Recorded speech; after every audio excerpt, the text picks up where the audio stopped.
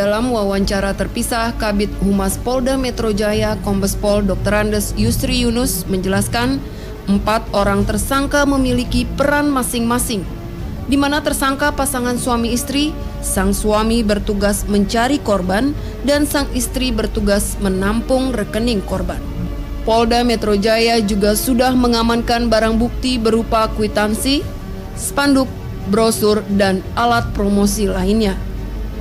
Kepada polisi, para tersangka mengaku melakukan aksinya untuk keuntungan pribadi yang tidak terkait dalam organisasi apapun. Menurut keterangan pelaku, uang penipuan tersebut digunakan untuk membayar gaji karyawan, pembebasan lahan, dan mengurus surat-surat tanah. Memang sejak awal tahun 2017, PT ini sudah memasarkan kepada masyarakat dengan berbagai fasilitas yang dia iming-iming kepada para konsumen-konsumen yang ada, yang sifatnya bernuansa syariah yang dibawa, bernuansa syariah dengan 6 kebaikan yang ditawarkan kepada para konsumen. Yang pertama itu tanpa riba, kemudian tanpa bunga, tanpa PI checking, tanpa denda, dan juga ada beberapa kemudahan-kemudahan lain dengan harga yang murah sekitar 50 juta dengan cukup membayar cicilan itu sekitar 500.000 per bulan. Nah, ini iming-iming ini dengan nuansa syariah inilah yang banyak para konsumen-konsumen ini tergiur untuk bisa membeli dengan fasilitas yang ada yang disampaikan itu. Sehingga sampai dengan 2018 yang dijanjikan untuk menerima kunci pada saat itu, ternyata setelah dicek oleh para konsumen dan akan bila terima kunci, rumah pun tidak ada. Bahkan lahan itu pun yang dia sesuai gambar prosedur yang memang pada saat cara mempromosikan kepada para mereka melalui dunia maya ya, melalui website maupun juga dengan media sosial yang ada, ternyata nihil sama sekali. Sekitar bulan Juni 2019 dicek oleh para konsumen ini, kantornya yang ada di Ruko Boulevard Bintaro Sektor 7 di Tangerang Selatan ini sudah kosong. Bahkan para pelaku-pelakunya semuanya selama ditemui ini sudah melarikan diri semuanya. Dari hasil itulah kemudian penyidik berhasil menangkap 4 orang pelaku ya, dengan perannya masing-masing. Insya Allah ini sudah dikembangkan terus. Rencana masih ada 2 pelaku lagi yang masih kita kejar. Inisialnya sudah kita dapat. Memang pengakuan mereka semua bahwa mereka sudah bayar DP sekitar 1,4 hektar. Baru membayar DP itu pun juga setelah dicek dia cuma DP awal saja.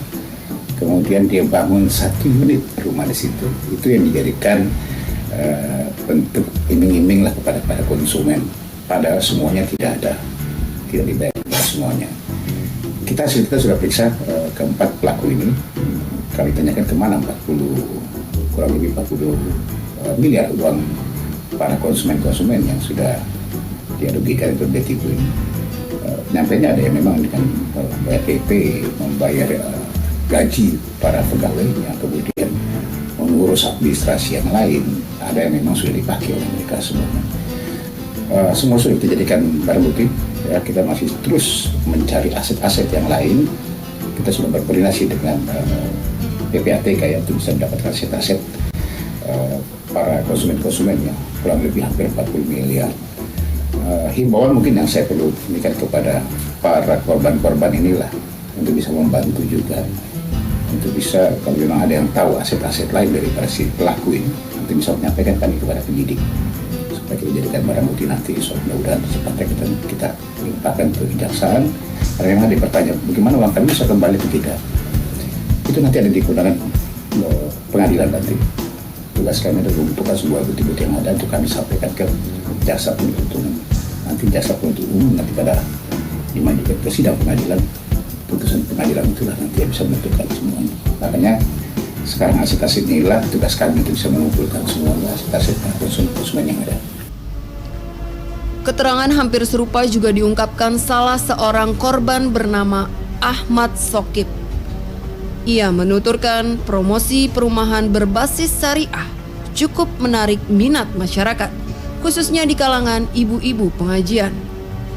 Ia awalnya menilai amat kecil kemungkinan penipuan mengingat iming-iming pelaku berbasis syariah. Bahkan, beberapa korban lain mendapatkan informasi lewat chat grup WA pengajian, di mana ustadz di grup tersebut ikut memberikan penjelasan ihwal perumahan syariah tersebut. Ahmad Sokip menuturkan bahwa dirinya telah menandatangani sejumlah berkas izin kafling dan rumah, yang membuat dirinya sangat percaya. Sokip mengalami kerugian uang sebesar 75 juta rupiah.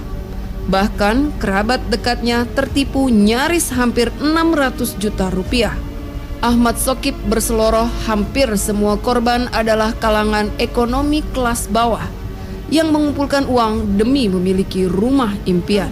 Janji-janji yang mereka tawarkan kepada kami adalah diantaranya adalah bahwa di sini sistem syariah, tanpa denda, tanpa sita, tanpa DB checking, dengan sistem tanpa akad batil gitu kan. Pokoknya intinya mereka menawarkan yang berbasis syariah ya, yang menurut saya rata-rata bagi kami orang muslim pasti tertarik Pak gitu loh ya, yang sangat-sangat menjanjikan buat saya. Kemudian apa sih ya yang ingin dibangun di sana ya? Itu mereka ingin maksudnya mereka ingin menciptakan perumahan yang islami ya, dengan membangun super blok yang cukup besar ya. Karena rencananya di situ akan dibangun sekitar 9.000 hektar untuk tahap awal. Dan diantaranya di situ yang akan dibangun adalah fasilitas pendidikan, fasilitas rumah sakit Muhammadiyah gitu ya. Karena mereka membawa ilmu Muhammadiyah nih gitu loh. Nah, jadi semakin banyak masyarakat yang tertarik ke sana gitu loh. Jadi mereka menunjukkan semua legalitas yang menurut saya emang legal itu. Diantaranya izin lokasi, izin prinsip, izin segala macam gitu ya. Sampai lokasi yang mereka tawarkan, kami datang ke sana, saya lihat gitu ya. Ternyata setelah saya tahu bahwa lokasi yang ingin dibangun itu ternyata hanya sewaan gitu loh, sewaan. Nah, kemudian mereka membangun rumah contoh yang menurut saya lumayan oke lah ya untuk kalangan seperti saya ini gitu ya. Makanya dengan penawaran yang sangat menggiurkan seperti itulah banyak masyarakat yang menjadi korban. Dan total keseluruhan dari masyarakat yang menjadi korban itu adalah sekitar 3.680 orang. Kami ini tuh dari kalangan yang benar menengah ke bawah. Dari kalangan tukang sapu, PPSU, tukang gorengan, segala tukang es, segala macam. Dalam artian mereka yang benar-benar membutuhkan perhatian dari pemerintah ya. Karena kami emang benar-benar membutuhkan sandang, pangan, dan papan. Gitu loh.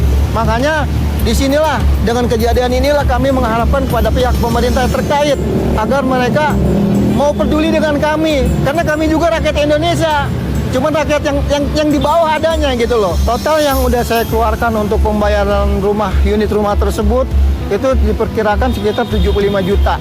Itu saya pribadi. Saya cari dengan susah payah, dengan mengumpulkan uang karena saya karyawan. Jadi sisa gaji saya dari sisa makan, kemudian saya kumpulkan, kemudian saya bayarkan ke sana. Tujuannya cuma satu, saya pengen punya rumah. Karena memang saya sendiri tinggal dengan orang tua, emang belum punya rumah gitu. Saya berharap dengan membeli unit rumah tersebut saya memiliki rumah, walaupun kenyataannya nggak sampai terrealisasi.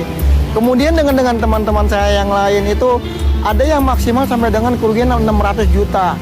Dan di antara mereka juga karena dengan shocknya dengan kejadian ini sampai ada beberapa yang meninggal dunia ya, sampai ada yang stroke ya, sampai pokoknya bermacam-macam lah. Dalam artian mereka sangat terpukul dengan kejadian seperti ini.